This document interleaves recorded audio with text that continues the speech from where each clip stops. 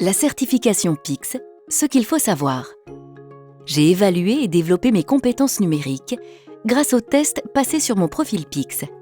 Je souhaite maintenant les valoriser officiellement en passant la certification PICS. Je suis donc inscrite à une session de certification. Je pourrai ainsi valider officiellement le niveau atteint pour chaque compétence de mon profil PICS.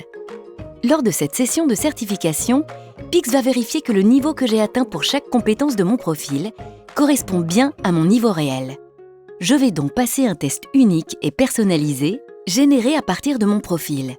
Je serai évaluée uniquement sur les compétences pour lesquelles j'ai réussi à valider un niveau. C'est la toute dernière version de mon profil qui compte. Le test de certification se compose de 3 questions par compétence.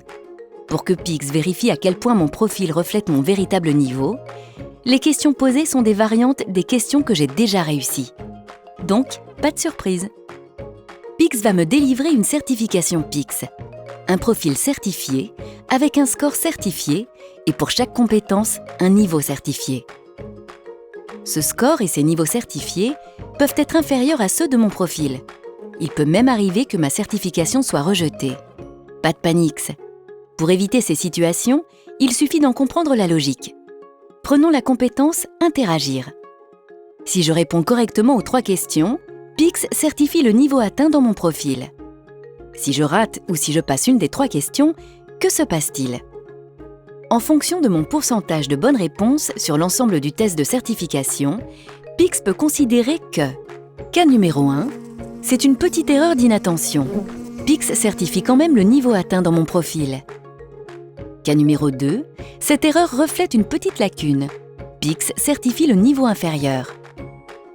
Cas numéro 3, si je rate ou si je passe 2 questions sur les 3, PICS considère que cette compétence ne peut pas être certifiée.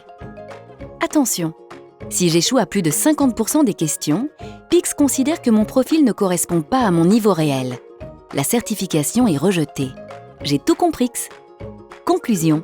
Je ne cherche pas à atteindre le plus haut niveau dans mon profil si je ne sais pas le reproduire le jour J, car la certification a pour but d'attester mon niveau réel.